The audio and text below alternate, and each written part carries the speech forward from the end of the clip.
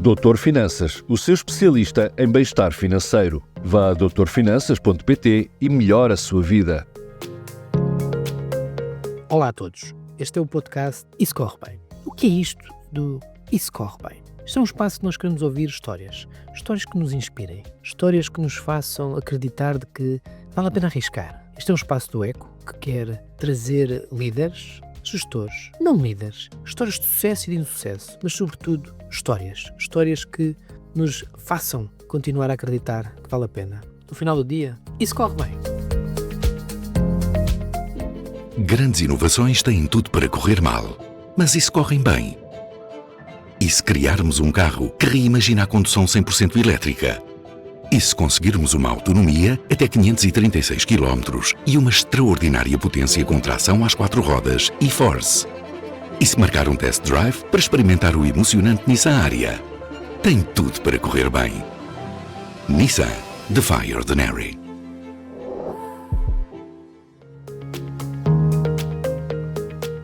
Bem-vindos ao podcast Isso Corre Bem. Hoje tenho comigo Mauro Xavier. Mauro, bem-vindo. Olá, boa tarde a todos. É um gosto ter-te aqui. É um gosto, sobretudo, e eu sou transparente, nós somos amigos, portanto é uma conversa fácil hoje os dois, pá. É verdade. E é um gosto ter-te aqui também, com uma provocação. Eu sei que este título, apesar de ser de um benfiquista, não foi no contexto do teu Benfica que foi dito, mas já lá iremos ao futebol, pá. Mas é um gosto, naturalmente, ter-te aqui nos estúdios do Eco. Hum, eu desafiei-te a vir a este podcast, e eu acho que tens acompanhado os outros podcasts, e em que procuro trazer histórias de pessoas que arriscaram na vida, pessoas que foram bem-sucedidas, que é o teu caso, e tu já nos vais falar um bocadinho do teu percurso também, mas sobretudo pessoas que não têm medo de ir em frente. Como é que um rapaz nascido em Abrantes, que estudou no estado do Minho, chega a um dos altos cargos da Microsoft Mundial? Não, isso, e em primeiro lugar, obrigado pelo convite, Diogo, e como tu disseste e bem, temos aqui alguns contactos e de amizade, e é sempre bom dar uma conversa, e eu acho que é isso que o país precisa, é que as coisas corram bem, e corram bem individualmente a cada um de nós, porque isso tem a ver com os nossos projetos individuais de felicidade. E eu acabo por poder contar uma história que eu costumo dizer, que é a história que eu gostava que acontecesse a todos, porque a mim correu melhor do que eu alguma vez pensei que poderia correr. Nunca tinhas pensado que corresse tão bem? Corresse tão bem, Mas com não. expectativas de Ou vida. seja, das minhas expectativas de vida, largamente excedeu. Eu costumo brincar que uma das coisinhas que a gente acaba sempre por ter, e eu sou uma pessoa que acredita muito no planeamento, é dizer assim, o que é que para mim significava correr bem? O que é que sucesso para O que é ti? que para mim era sucesso? E eu irei partilhar isso. E tu quando chegas lá e olhas assim, mas já está aqui para mim o que é ter sucesso, e depois voltas a redesenhar. E essa foi uma das minhas primeiras aprendizagens. Eu durante algum tempo, embora sempre quisesse alcançar muito, eu acho que pensei mais pequeno do que o que devia. E eu acho que é uma coisa muito portuguesa, que quanto mais experiência nós ganhamos, mais percebemos que às vezes pensamos pequeno e que essa é uma grande diferença. Eu depois posso contar aqui, que é aqui uma história engraçada de um negócio que fiz, não dizendo o cliente, em que nós pensamos às vezes pequeno e, portanto, quando conseguimos impactar verdadeiramente as organizações, fazem uma diferença. Mas para dizer o quê? Que há 2 ou 3 momentos que marcam ou que acabam por marcar a vida da pessoa, e eu acho que é isso que faz a diferença. Faz o clique. A capacidade sem oportunidade, nada faz acontecer, e os momentos em que as oportunidades podem surgir, têm muita diferença. E há Mas temos bocado que agarrá-las. temos que agarrá-las e temos que ser capazes de as demonstrar. E, portanto, estávamos aqui a falar se corre bem. Correu bem a um certo treinador Certo. com alguma experiência, a outro correu mal. Correu mal. Correu mal. Mesmo, Então, quase o mesmo contexto. com uma oportunidade, como é que tu reages a essa oportunidade? E esse é que eu acho que é o ponto crítico, e eu acho que é isso que se prepara menos bem em Portugal ainda, as pessoas, não só nas escolas, ou seja, eu acho que o sucesso ainda é um bocadinho tábua, ou seja, nós não partilhamos uns com os outros com a frequência que se devia preparar as coisas básicas. Deixa-me dar-te um exemplo, porque eu acho que isso vai fazer muita diferença. Quantos de nós trabalhamos numa organização sem sabermos qual é o lucro total dessa organização, sem saber qual é a faturação total dessa organização e perceber qual é o nosso contributo individual, nosso ou da nossa equipa, para essa organização? E eu tenho sempre umas histórias às vezes engraçadas, que alguém disse-me assim, olha, eu gostava de ser aumentado numa das minhas equipas. Eu disse, ótimo, tu sabes quanto é que ganhas? Sei. E tu sabes quanto é que tu faturas? Sei. E então sabes qual é a nossa margem? Não. Então olha, a nossa margem é de X. percebestes que nós ainda te temos na zona de custos. Ou seja, aquilo que tu estás a trazer para a organização é inferior do que tu estás a levar. Nós acreditamos no potencial, que estás a desenvolver uma área de negócio, que as coisas vão acontecer, mas este não é o momento Falta de certo. literacia financeira ou contabilística? Eu acho que nem é uma coisa nem outra. Eu acho que é a noção do empresarial, que fazer dinheiro nas organizações é bom. É quando o capital se junta ao capital de trabalho e nós trocamos um pelo outro, mas nós temos que perceber o É um trade-off. erro, é um erro português. Temos que fazer um trade-off de cada um. Há culturas que são diferentes nessa concepção de uma versus a outra, ou seja, da geração de riqueza. E quando nós percebemos o modelo, é muito mais fácil conseguirmos ir em frente. Dar-te aqui outro exemplo daquilo que eu acho que é ligeiramente menos visto ou menos percepcionado por quem entra no mercado de trabalho ou por quem começa. Poucas pessoas conseguem perceber que só há 3 áreas dentro de uma organização, só há 3. Aquela que gera o produto, seja ele qual for, pode ser, um jornalista, que é ele que escreve o jornal, é ele a essência do jornal, se estivermos aqui a falar, ou, se estivermos a olhar para a Microsoft, quem desenvolve o produto, o software. Depois há quem o vende e Comercial. depois quem o suporta, que é suporte aos outros 2. E isto em todo o lado de todas as organizações, quem é melhor Qualquer pago, em atividade. qualquer atividade, quem é melhor pago É o artista. é quem produz. O segundo melhor pago é quem o comercializa e, por fim, quem o suporta.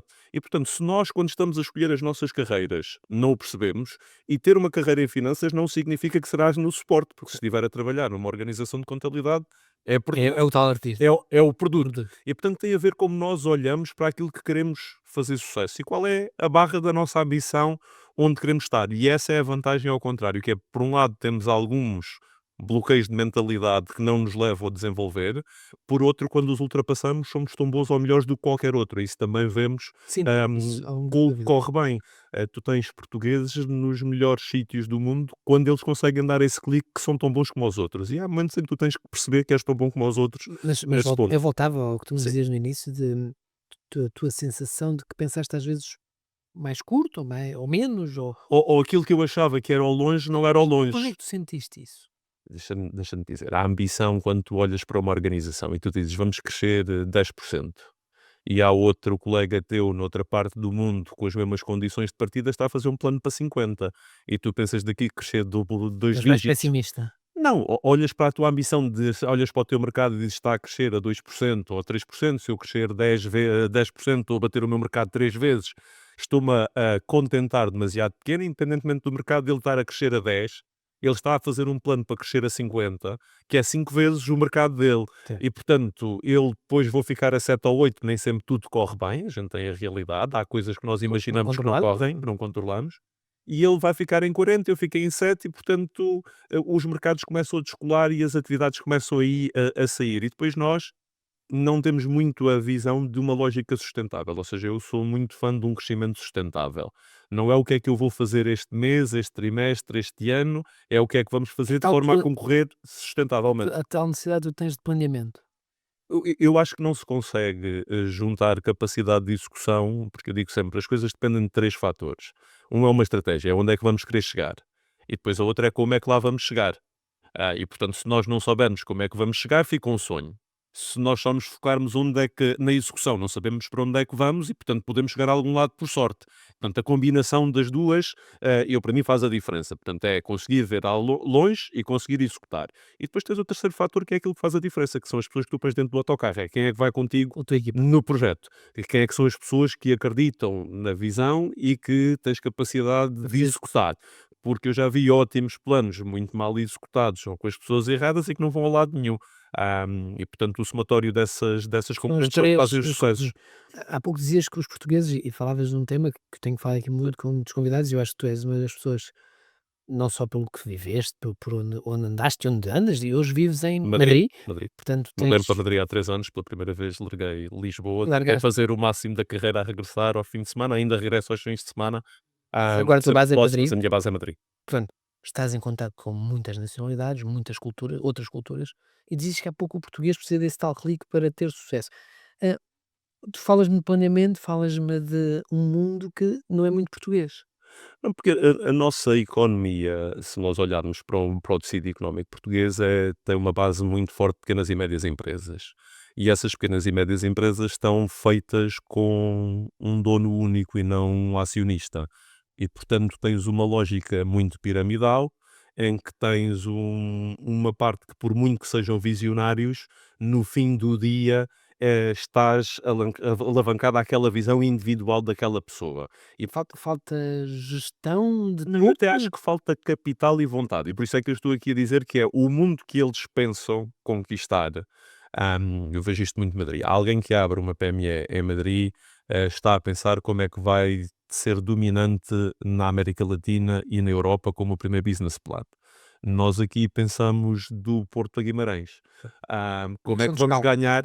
Não é a escala, é a ambição. Porque os dois produtos são iguais no momento zero. Certo. E, portanto, nós temos E as um produto condições são semelhantes. Nós não temos aqui uma que faz alguma diferença, que é capital. Ou seja, Uhum. há pouco dinheiro em Acho que há Portugal. pouco Acho, mesmo acho que há disponível. pouco dinheiro disponível. Nós, se olharmos para os maiores negócios feitos, aqueles que são públicos, publicados, Sim, em Portugal não tem ah, que tem Madrid. até podemos olhar para meios de comunicação que foram transacionados, que é Certo, público são e foram transacionados.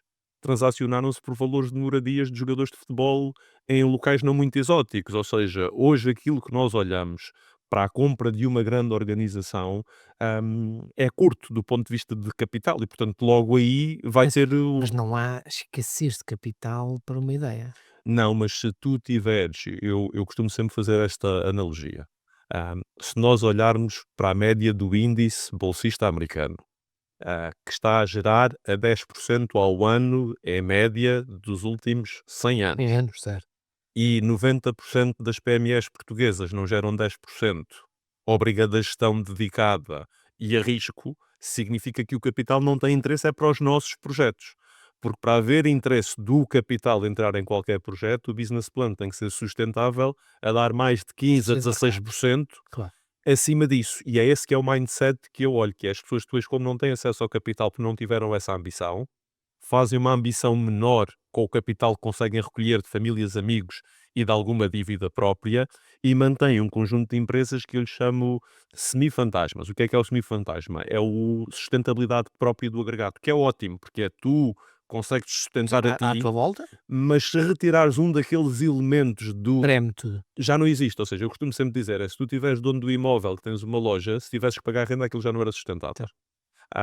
Se já não tivesses a fábrica de origem que herdaste de alguma coisa, já não conseguirias ter o retorno. Ou seja, que é Isso é tudo, muito português. isso é muito português, que é para mim está bom, isto aqui é aquilo que eu sei fazer, É aquilo este que é eu o meu quero. cantinho, eu estou bem. E é esse que é o ponto. Ou seja, Tu sentes que em Espanha não é isso? não, há muita aquisição. Ou seja, essa é uma vantagem. Não, Querem ganhar já escala, querem já ganhar escala para serem maiores. Ou seja, João também de aquisição é esse o de ponto, ou seja, dois pequeninos percebem que faz mais sentido juntarem-se para serem grandes, para juntarem o terceiro, o quarto, o quinto e não têm problema em rigorosamente mais nenhum.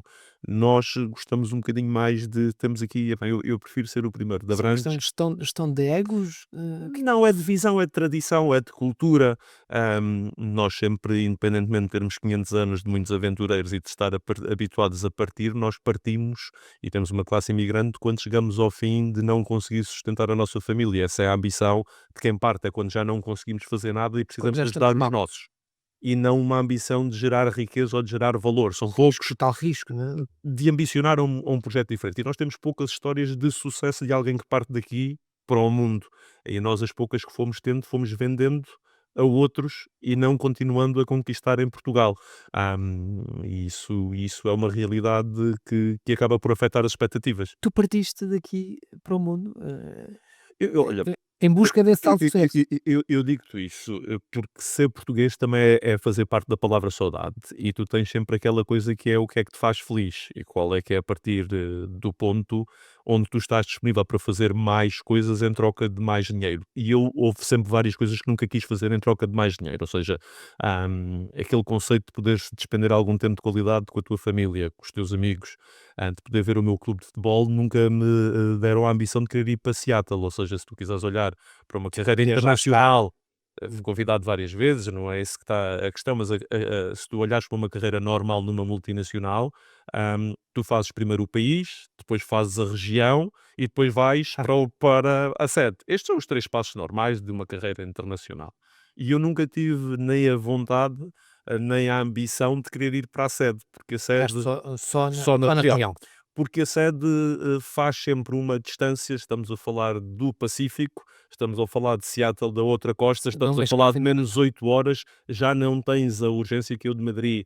Se tenho um filho doente, eu tenho chegar. 20 voos por dia para poder vir a Portugal e já me aconteceu vezes ter que ir e vir no mesmo dia várias vezes. Ou seja, já fui a Madrid, cheguei a Madrid, houve um problema, vim a Lisboa, resolvi o problema, regressei a Madrid. E o seu contrário. Portanto, tens essa facilidade de, ao não estares, poder estar.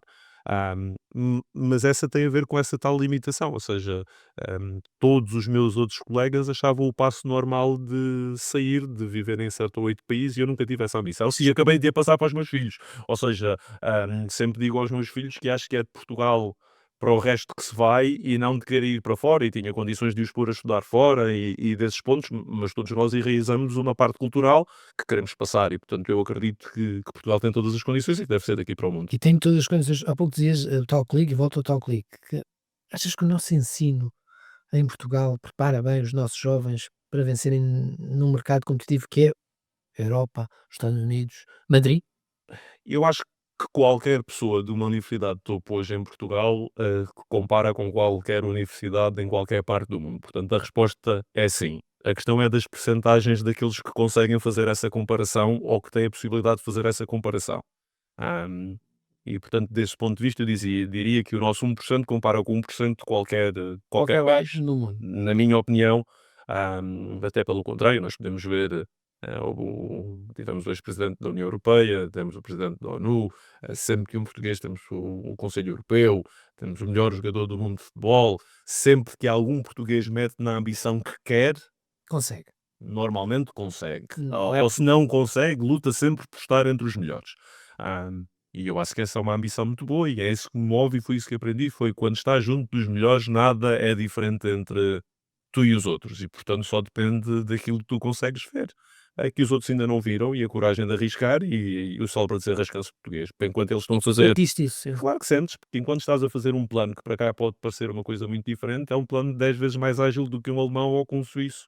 Nós Ou temos essa sueco. habilidade. E, portanto, tu estás com um plano a meio para aquilo que é a opinião deles e já estás Já está à já estás a Já executar. está à frente. Já estás a executar, mas sabendo que tens de ter um plano. Certo. É, E é aí que eles são melhores.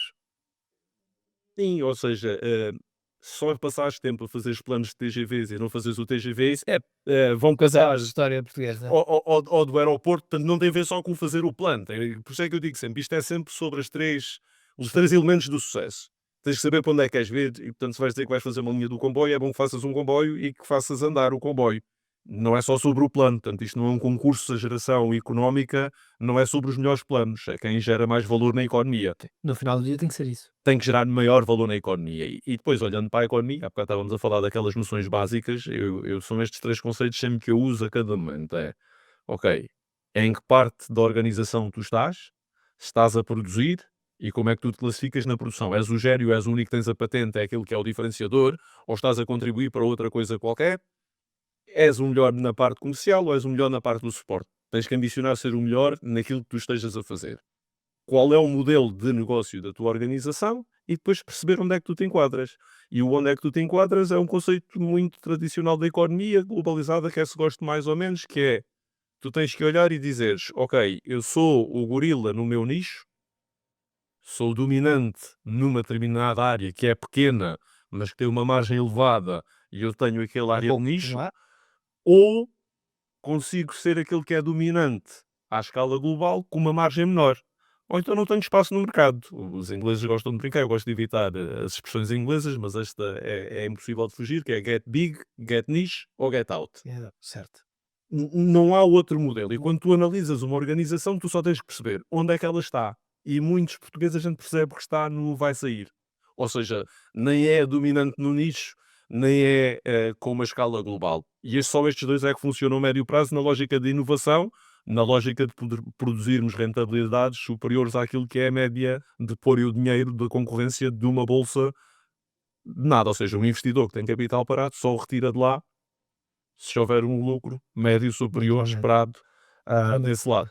Tu estás hoje, portanto, eu não te disse onde é que estavas hoje. Hoje estás numa parceria Podes-me explicar também? Não, também eu pessoalmente sou sócio da PwC em Madrid, Sim.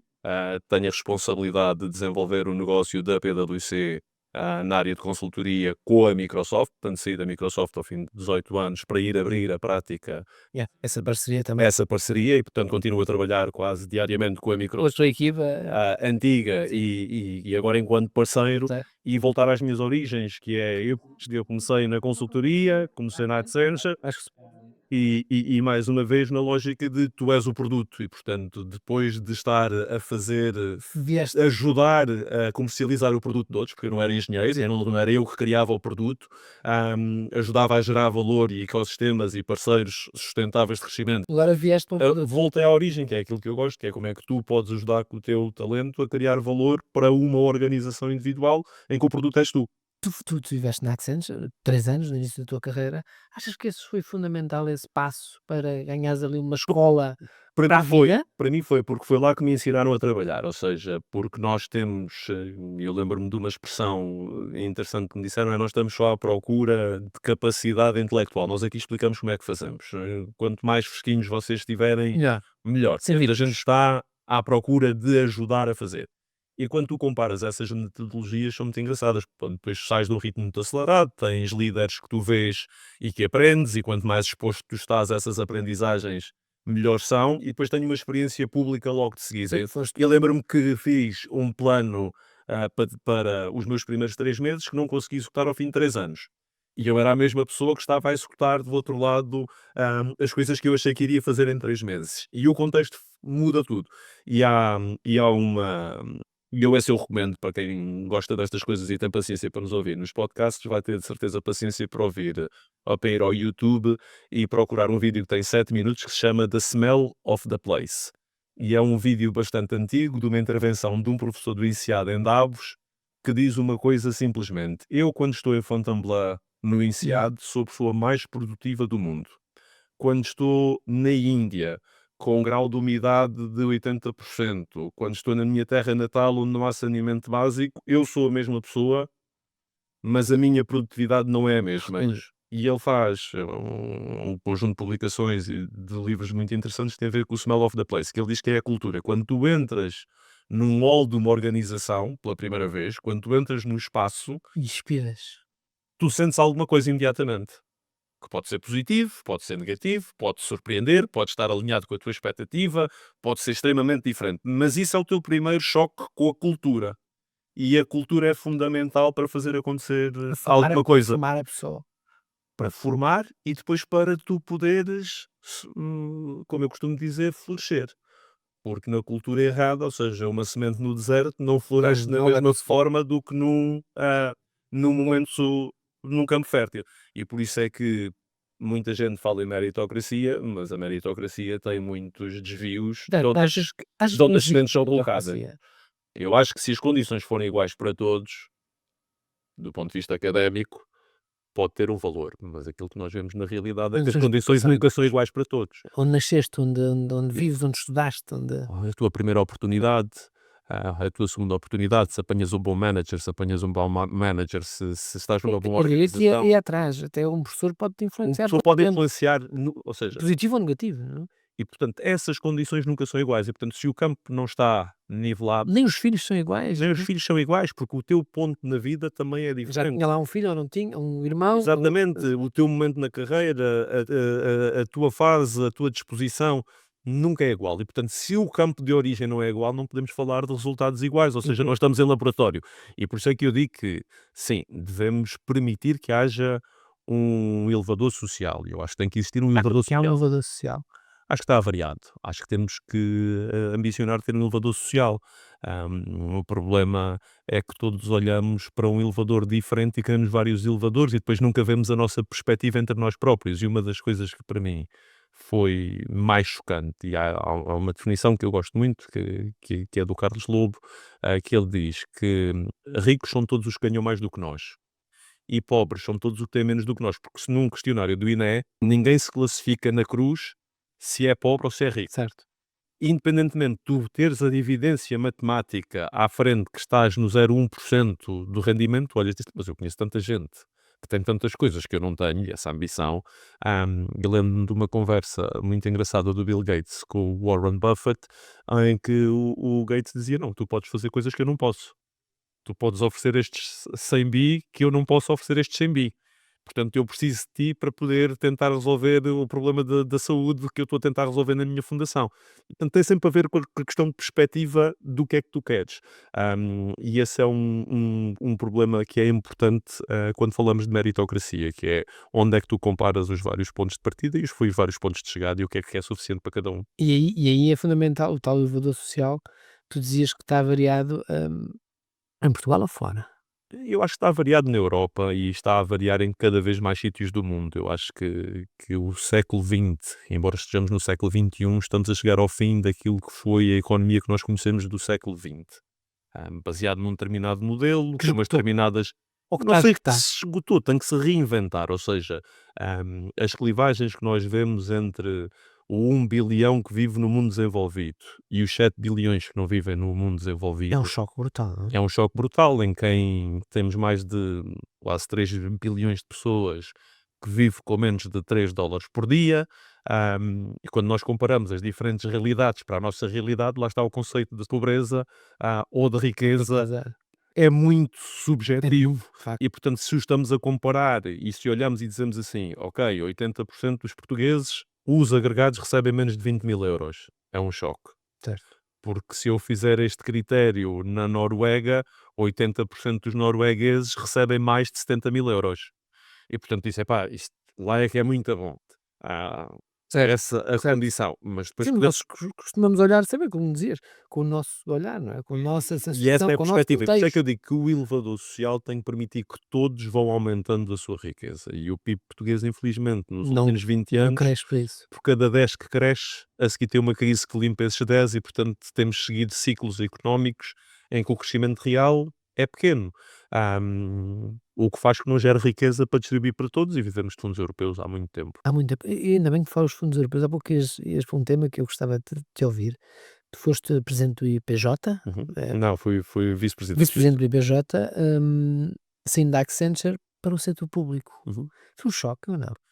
Olha, acho que há bocado falávamos de onde é que aprendemos muito. Se por um lado a oportunidade na Accenture me ensinou metodologia, se calhar no IPJ foi o sítio onde consegui ter mais capacidade de aprender liderança, porque Liderança liderança, sim, no setor público. no setor público e encontrei pessoas tremendas, fantásticas, com uma capacidade de quererem fazer, diferenciadoras, e com uma capacidade de execução grande, onde lhe faltava às vezes alguma metodologia e existe aqui um bocadinho, eu gosto sempre de brincar, ou seja, eu naqueles que não chegou a 3 anos, passei por 5 ministros, não é fácil receber 5 orientações diferentes no Certo, são espaço. 5 CEOs. Sim, ou seja, teres uma lógica de, Sherman, se tu quiseres alguém que representa o acionista ou o capital, o que tu Nenhuma quiseres, empresa conseguiria sobreviver. é muito difícil. E, portanto, aquelas pessoas que de cada 6 meses recebem uma ordem de orientação diferente, Pá. olhando para um ciclo de 20 anos, estão no ponto em que não acreditam já que aquilo é para fazer.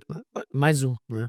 Mais um. E essa é que é a crise da liderança, é conseguires mobilizar as pessoas, e mais uma vez, isso corre bem, para acreditarem em alguma coisa.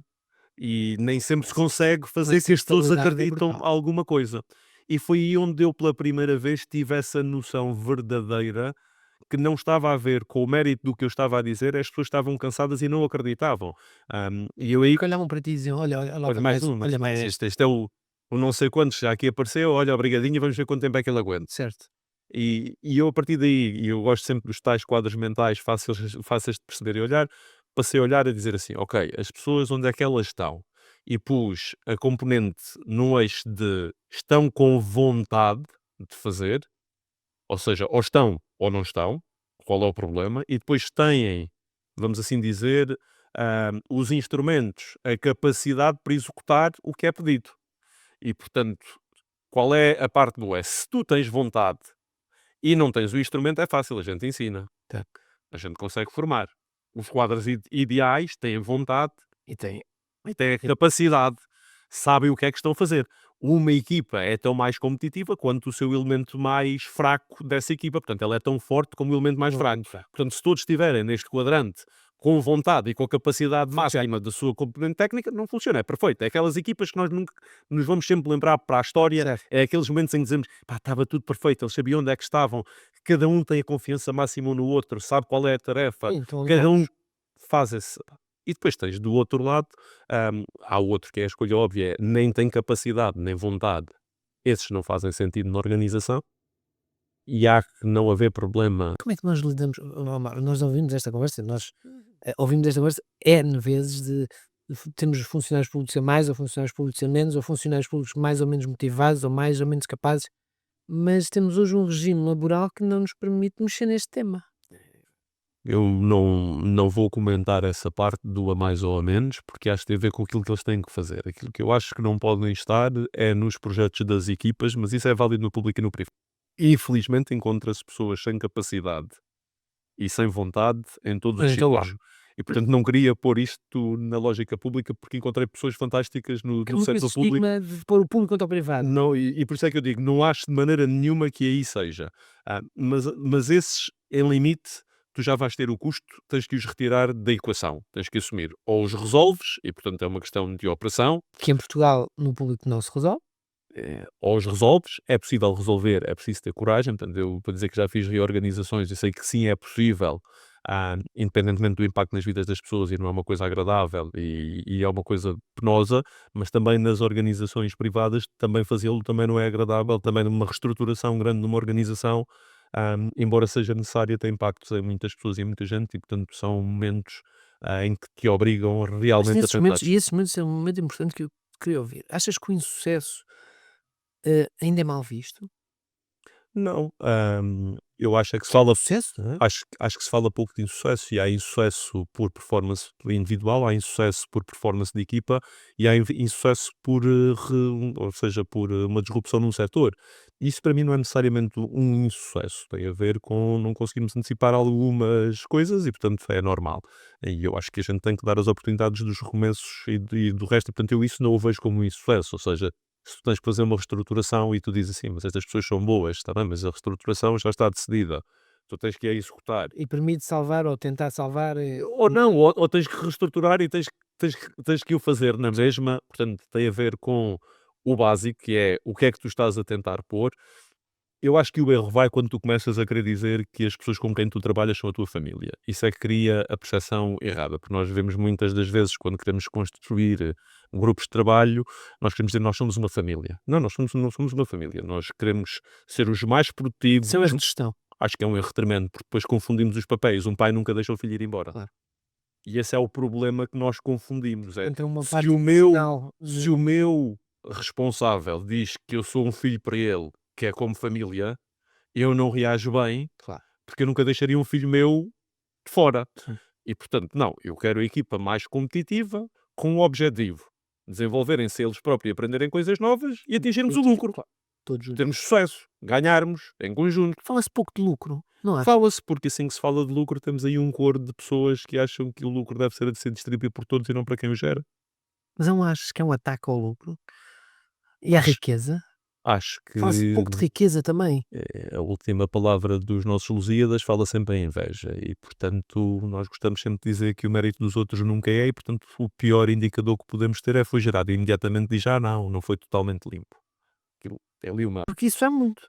Tem ali qualquer coisa que aquilo não cheira bem, tem ali qualquer coisa que não Conhece está alguém, bem. uma cunha, há um esquema, herdou. Nunca é por mérito próprio. E esse tem a ver com o tal elemento que te está cá dentro, que Sim. tu demoras a conseguir tirá-lo e que tens de estar numa exposição diferente para dizer, não, a gerar lucro num departamento é bom. Aquela pessoa ter condições. Porque aí podemos distribuir o lucro por quem participou de forma diferente, de forma transparente. Agora, se és assim, gerou o lucro, ficou só numa pessoa, estes todos não são postos a... Tens sempre vários belos. E o equilíbrio... Isso em todo lado. E o equilíbrio é esse o ponto do que tu consegues. Mas se tu não tiveres uma visão clara do que é sucesso, eu nunca vi ninguém alcançar sucesso sem uma definição clara do que é sucesso. E eu acho que acaba por ser isso que acaba por ir triturando um conjunto de organizações públicas e privadas, porque quando os outros não conseguem dizer o que é que significa sucesso daquela organização, Não há grande futuro. E o sucesso deve ser partilhado?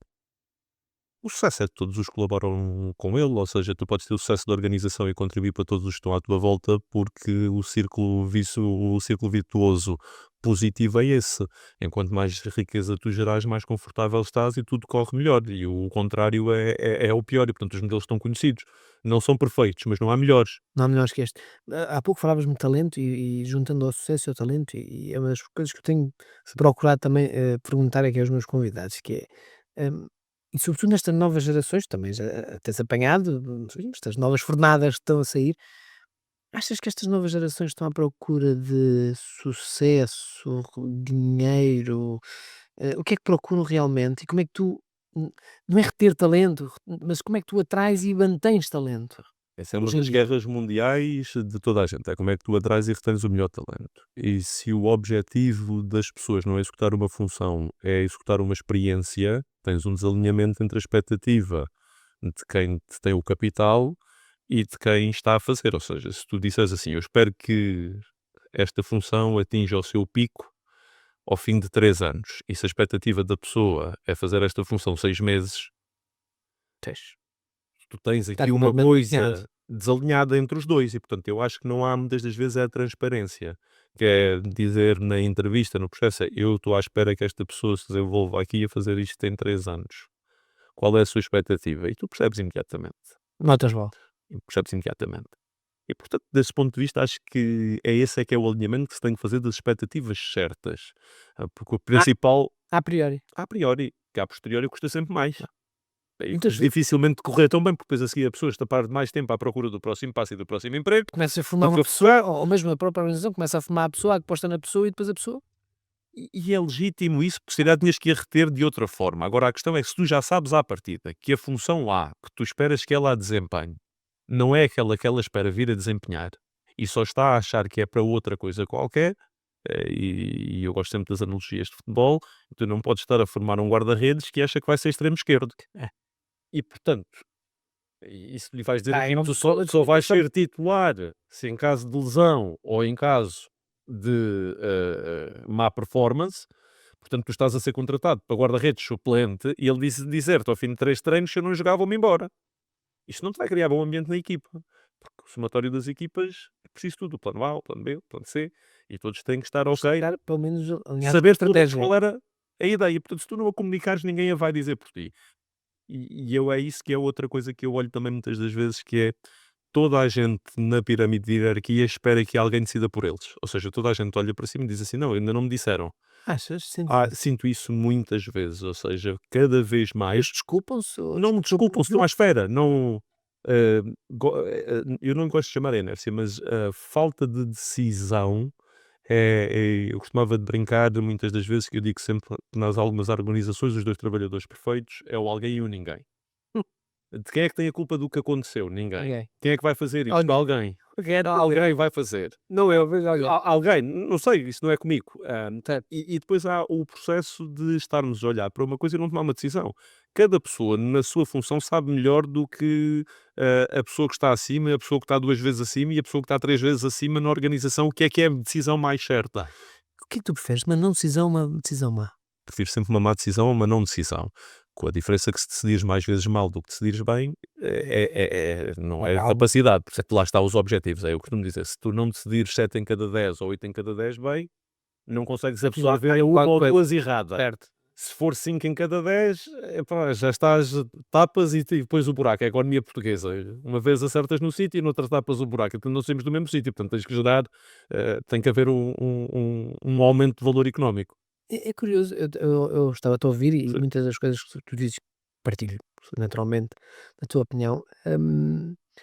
Este podcast não é para falar de política, apesar de nós os dois gostarmos Tenho muito. esse capítulo da minha vida Eu- totalmente encerrado. É verdade, mas não é para te abrir esse Não, capítulo. não, não, não. Não te vou abrir esse Esquece. capítulo, mas tiveste essa experiência no IPJ, mas nunca, apesar de ligações partidárias que tiveste, Sim, sim. conhecidas, Dirigente partidário. nós os dois partilhamos, não tenho problema nenhum de o afirmar, mas nunca tiveste o passo de desempenhar funções Não, públicas porque da acredito tua ordem? que o desempenho de funções públicas tem que ser feitas com autonomia e que sem autonomia financeira não há autonomia de execução. E, portanto, eu, quando não tinha autonomia financeira, sempre achei que a primeira coisa que tinha que atingir Tens de trabalhar, tens de receber. era ter autonomia financeira. Portanto, nunca quis fazer carreira política, por assim dizer, ok? Portanto, não quis fazer carreira política. Mas sempre achei que o interesse público tinha que ser tratado por alguém, portanto, sempre investi do meu tempo naquilo que eu achava que podiam ser melhores soluções para o país, primeiro, e depois na tentativa da minha cidade. Depois achei que tinha terminado a minha época de contribuir aí e gasto a minha energia no outro lado. Eu costumo dizer que é onde nós alocamos o nosso tempo são as nossas prioridades. E eu aloco o meu tempo em 4 coisas, 4 que são 5, na verdade, e não tem problema nenhum de partilhar as 5 coisas. Portanto, primeiro é a minha família, portanto, em termos de prioridade. Depois é aquilo que eu trabalho, é o meu trabalho. Depois são o meu clube de futebol e os meus investimentos. Isto são aqueles 4 sítios Onde tu estás focado. onde eu estou focado. Ou seja, eu se tiver que tomar uma decisão de um investimento meu, sim, eu vou-me preparar e vou ocupar o meu tempo nessa decisão. Enquanto trabalho, quero ser o melhor trabalhador na função de desempenho, quero crescer, quero aprender e é por isso que continuo a trabalhar. A mesma coisa, quero ser o melhor pai para os meus filhos, quero ser o melhor marido, quero ser o melhor sempre em cada coisa que faço. E depois percebi que me faltava aqui uma peça, por isso é que eu disse que são 4, que é aquilo que eu ocupo o tempo, mas faltava-me uma, que é o tempo para mim. E passei a gastar do meu dia aquilo que eu chamo o tempo Para do ócio. O O que é que tu tempo que eu fazes no teu tenho ócio? para ouvir música, o tempo que eu tenho para ler, o tempo que eu tenho para ir fazer uma caminhada, para ouvir um podcast, passei a pôr na minha agenda o meu tempo onde não Acho estou que é com os outros. fundamental. Cada um tem o seu. Eu digo sempre, nós somos uma receita e cada receita é diferente. Portanto, Tu sentes essa necessidade. senti essa necessidade e percebi isso porquê? Porque eu durante muitos anos passava sempre 1 hora de carro, no mínimo, num vai e vem entre casa, e esse era o meu espaço de tempo, onde eu conseguia acabar por ter tempo. Para as tuas ideias, para as tuas Quer reflexões. fosse, podia ser para a coisa mais idiota do mundo, para a coisa mais estratégica do mundo, mas tu precisas de tempo para pensar. Ou seja, o dolce far niente, ninguém toma as melhores decisões nos momentos se tiveres uma pressão constante, ou seja, não tens essa lucidez e, portanto, tens de ter tempo para respirar. Achas que o tempo hoje, ou seja, tu sentes a sociedade hoje cada vez mais toda a gente, não tenho tempo, não tenho tempo, Ou eu tenho tenho tempo. sempre tempo. E isso as minhas equipas sabem, que nunca há coisa porque eu nunca encho a minha agenda. Não Eu sei que ocupas o dia todo não, e dizes todos os dias aparecem coisas que a gente sabe que vão aparecer e que imprevisíveis. tu tens 10 horas de agenda já, mais as 6 do que vão aparecer, vais-te matar. Vais tratar, claro. Portanto, As tuas equipas sabem isso. tudo o que é essencial é feito no dia que é essencial, mas tem que haver tempo para poder fazer. E há espaço para. A organização do tempo é uma coisa fundamental para cada um de nós, alinhado às nossas prioridades. Não. Uma das tuas prioridades que tu falaste, o teu clube, porque eu não resisto a apanhar-te aqui à minha frente a falar desse tema, apesar Sou um de tu doente és, benfiquista. eu sei que tu és, acho que é das poucas coisas que nós divergimos, mas é uma paixão evidente, tu hoje em dia, as pessoas certamente te conhecem muito de Tinha sempre esta minha versão menos racional, mais mais emocional, emocional, que é diferente. Quem trabalha comigo ou me conhece mais profissionalmente diz assim: "Eu não estava à espera de eu não ter conheço ali. ali." Ah, Sempre isso, as pessoas sinto dizem, mas sinto isso desde ter que dizer aos meus filhos: "Isto." calma, Então, se tens filhos já mais adolescentes, mais crescidos, mais adolescentes, "Ah, pai, mas o pai vai fazer estas coisas, porque é que o pai quer ir?" "Pá, porque eu acho que há uma necessidade de defender o meu clube e porque acho que há uma coisa que move." E, portanto, como eu te disse, acho que as prioridades de cada um têm a ver onde tu queres pôr o teu tempo. E eu tu queres pôr o teu tempo no teu clube. quero pôr o meu tempo no meu clube, porque o meu clube me provoca emoções muito positivas, ou seja, não tenho nenhum programa que me dê mais felicidade do que ir com os meus filhos e com a minha mulher a um jogo do Benfica em casa ou fora.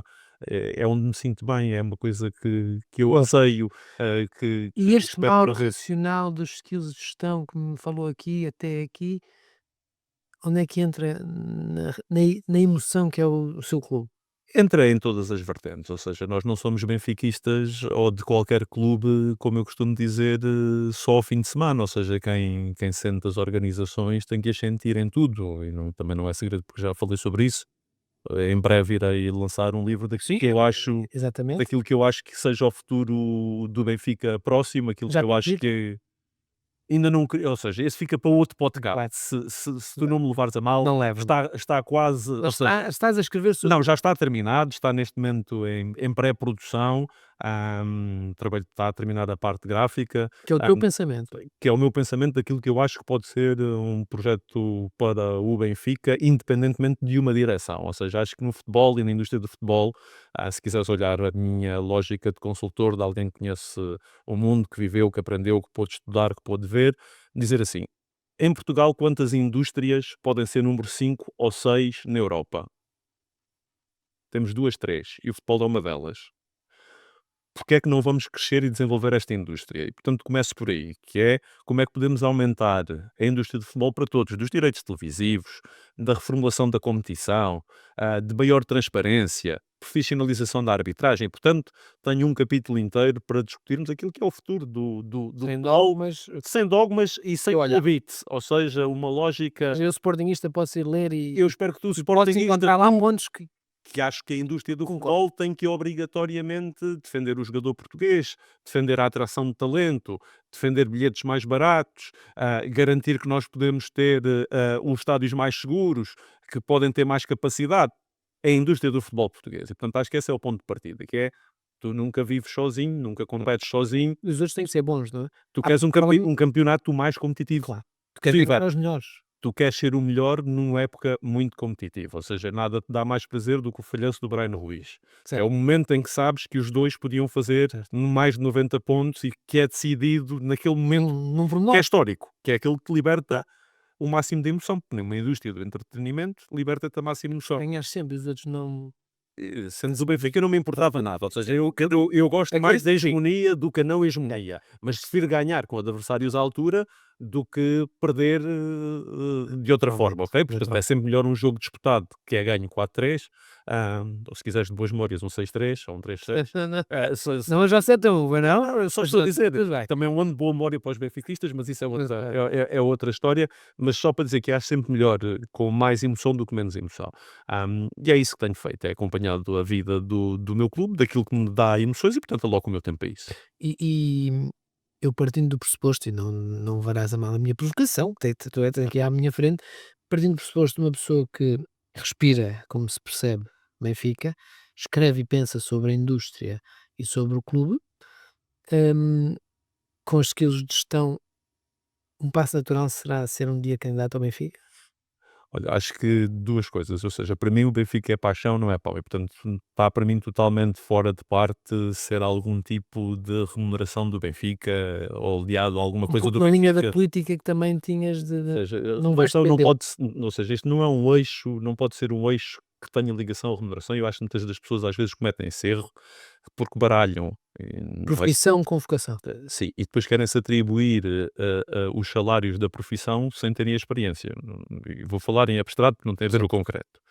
Qualquer presidente de um clube que é eleito é diferente de um presidente de um clube que é recrutado e contratado. E eles depois gostam de dizer: os salários dos CEOs da média receberiam este dinheiro. Está bem, mas tu nunca foste CEO do grupo e no dia que tu te vais embora amanhã, não estás. Portanto, tu, quanto muito, deves ter um salário equiparado aos que são eleitos. Certo. E quanto a isso, podes compará-lo no máximo com o Presidente da República Portuguesa ou um Presidente da Câmara. E todos eles têm responsabilidades tremendas. E são mal pagos? Eu acho que podes comparar com 2 pontos. Eu gosto sempre de olhar para a média dos últimos 3 anos. Se tu estás a ganhar mais do que ganhavas antes, não és mal pago. Tu agora, mas eu tenho muito mais responsabilidade.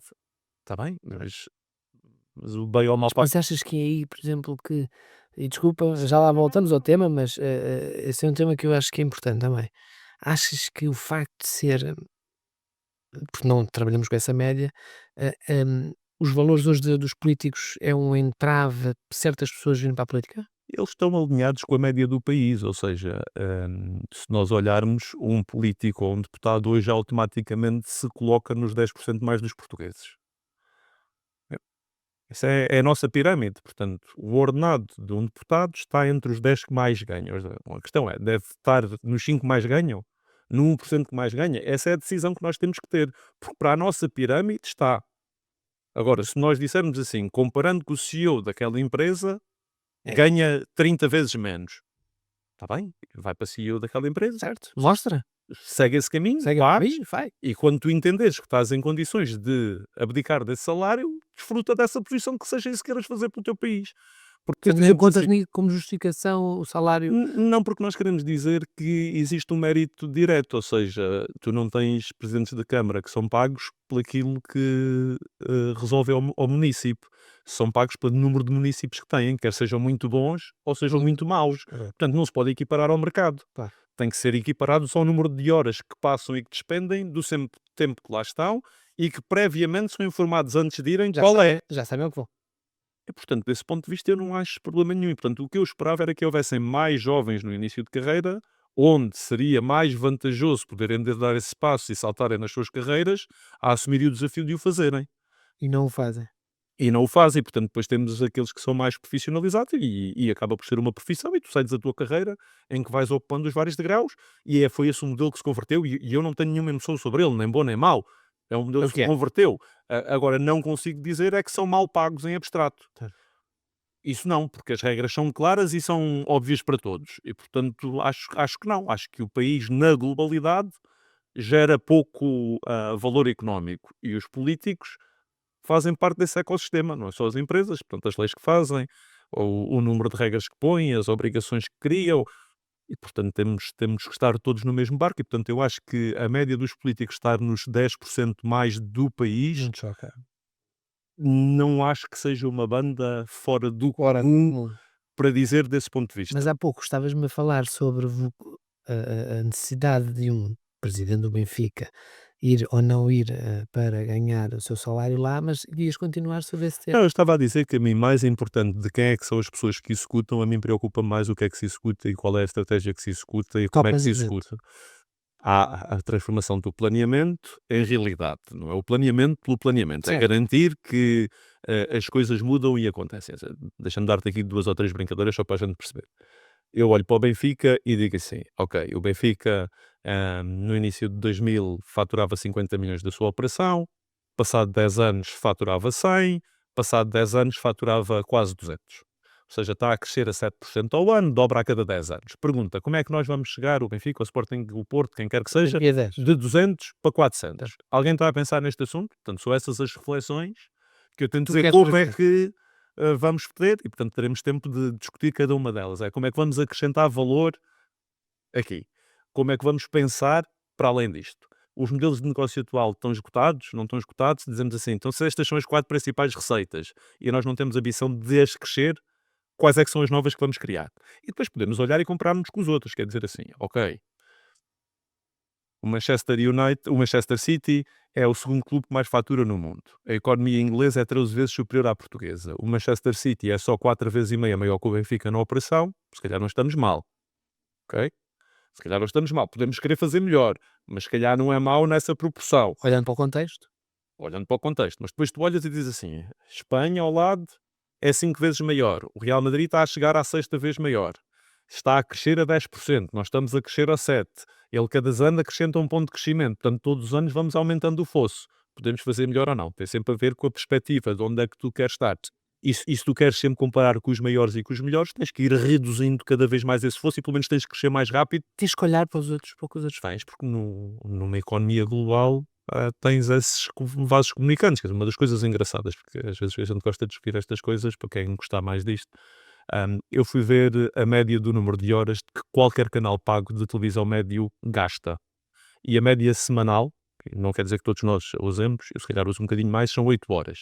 Que tu vês de futebol pago, em canal pago, em qualquer parte do mundo. Como é que eles alocam estas 8 horas? 2 horas no teu clube, seja ele qual for, do sítio onde tu estiveres. 4 horas que são 2 jogos da liga que tu no determinado ano consideras a melhor, atualmente é a inglesa, E que tu acompanhas. já foi a espanhola, já foi a italiana, é E Messi e Ronaldo, eu acho que depois caiu muito, mas a liga que for. Ou seja, eu não estou a discutir qual é, só estou a dizer, tu gastas para ver 2 jogos da jornada. Tu viste o achas. teu, certo? vês o teu e depois gastas nos horários diferentes onde tu tens os jogos que tu achares da liga que tu acompanhas, mais alguma coisa.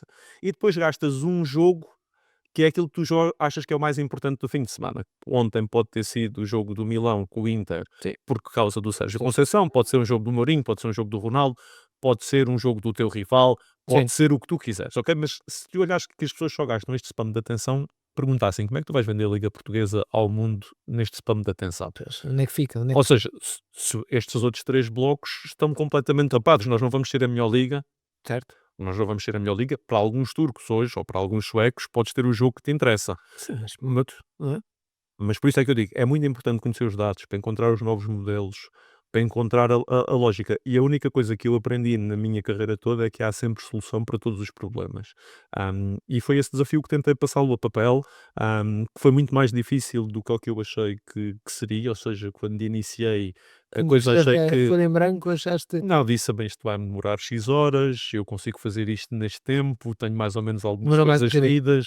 Demorou bastante mais do que eu que achava, porque não foi fácil de encontrar as soluções todas no ponto em que eu achava que eram sólidas o suficiente para poder ser um plano. E, como é óbvio, vai poder ser melhorado, e esse é o meu objetivo, é passar os próximos tempos a discutir isso com outros benfiquistas que estão a mais ou menos do que eu, para encontrar soluções para o clube, e por isso é que é o associativismo, e é isso que nos faz mover essa paixão. Sim, é uma paixão.